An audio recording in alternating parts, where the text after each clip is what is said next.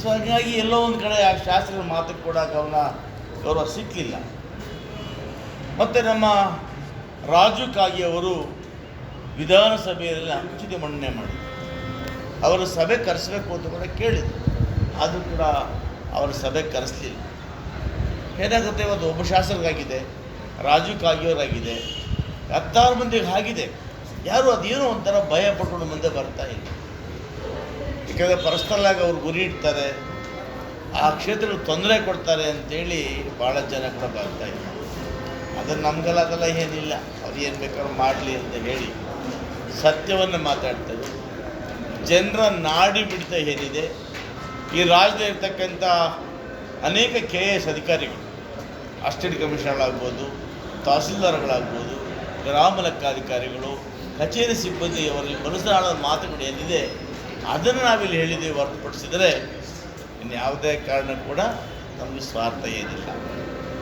ಇವತ್ತು ತಾವು ಕೇಳಿದಾಗೆ ಒಟ್ಟಾರೆಯಾಗಿ ಇವತ್ತು ಸಚಿವ ಸಂಪುಟ ವಿಸ್ತರಣೆಯನ್ನು ಮಾಡಿದರೆ ಬಹುಶಃ ಸರ್ಕಾರಕ್ಕೆ ಕೂಡ ಒಂದು ಚಾಲನೆ ಸಿಕ್ಕಿ ಬೇಗ ಸಿಗ್ತದೆ ಅಂತ ನನ್ನ ಅನಿಸಿಕೆ. ಸರಿ, ದಲಿತ CM ವಿಚಾರ ಬರ್ತಾ ಇರುವಂಥದ್ದು ಪದೇ ಪದೇ ಈಗ ಚರ್ಚೆ ಆಗ್ತಾ ಇರುವಂಥದ್ದು. ಪರಮೇಶ್ವರ್ ಹೇಳಿದ್ದಾರೆ, ನಾವು ಕೂಡ ಸಾಮರ್ಥ್ಯ ಯಾರು ಪ್ರಶ್ನೆ ಮಾಡುವಂತಿಲ್ಲ, ನಮ್ಮ ಸಾಮರ್ಥ್ಯ ನಿಜ. ನಮ್ಮ ಇವತ್ತು ಯಾವುದೇ ಕಾರಣಕ್ಕೂ ಕೂಡ ಪರಮೇಶ್ವರ್ ಸಾರನ್ನು ನಾವು ಪ್ರಶ್ನೆ ಮಾಡುವಾಗಿಲ್ಲ. ಯಾಕೆ ಅಂದರೆ ಪಕ್ಷ ನೆಲಕಚ್ಚುವ ಸಂದರ್ಭದಲ್ಲಿ 8 ವರ್ಷಗಳ ಕಾಲ ಈ ರಾಜ್ಯದ ಕಾಂಗ್ರೆಸ್ ಪಕ್ಷದ ಅಧ್ಯಕ್ಷರಾಗಿ ಒಳ್ಳೆಯ ಕೆಲಸವನ್ನು ಮಾಡಿ 13ರಲ್ಲಿ ಮೆಜಾರಿಟಿ ತರಲಿಕ್ಕೆ ನಮ್ಮ ಪರಮೇಶ್ವರ್ ಅವರು ಭಾಳ ಕಷ್ಟವನ್ನು ಪಟ್ಟಿದ್ದಾರೆ. ಆ ಸಮಯದಲ್ಲಿ ದುರಾದೃಷ್ಟವಶಾತ್ ಅವರು ಸೋತರು, ಹಾಗಾಗಿ ಅವರಿಗೆ ಮುಖ್ಯಮಂತ್ರಿ ಸ್ಥಾನ. ಅವರು ಕೂಡ ಇವತ್ತು ಮುಖ್ಯಮಂತ್ರಿ ಸ್ಥಾನಕ್ಕೆ ಒಳ್ಳೆಯ ಆಕಾಂಕ್ಷಿ ಇದ್ದಾರೆ.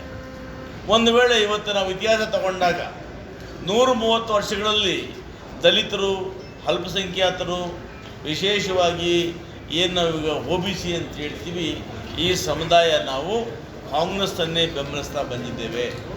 ಅದರಲ್ಲೂ ಕೂಡ ವಿಶೇಷವಾಗಿ ಪರಿಶಿಷ್ಟ ಜಾತಿ, ಪರಿಶಿಷ್ಟ ಪಂಗಡ, ಅಲ್ಪಸಂಖ್ಯಾತರು, ದಲಿತರಾದಿಯಾಗಿ ನಾವು ಕಾಂಗ್ರೆಸ್ ಪಕ್ಷವನ್ನು ಹೆಚ್ಚಾಗಿ ಸಪೋರ್ಟ್ ಮಾಡ್ತಾ ಬಂದಿದ್ದೇವೆ.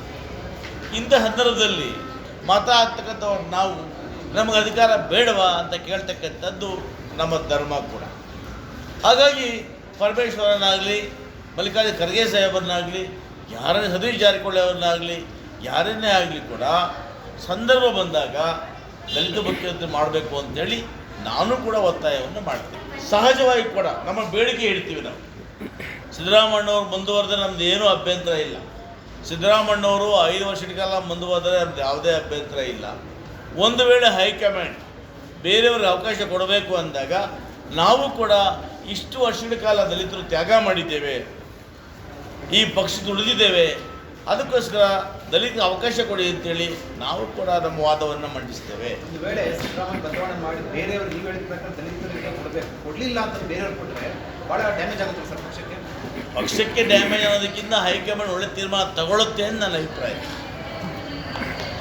ಸರ್, ಈಗ ಕೊನೆಯದಾಗಿ ಸರ್, ನಿಮ್ಮ ಜಿಲ್ಲಾ ಉಸ್ತುವಾರಿ ಸಚಿವರು ಕೂಡ ಕಾರ್ಯವೈಖರಿ ಬದಲಾವಣೆ ಮಾಡ್ಕೊಳ್ಬೇಕು ಅಂತೀರಾ ಅಥವಾ ಹೇಗೆ?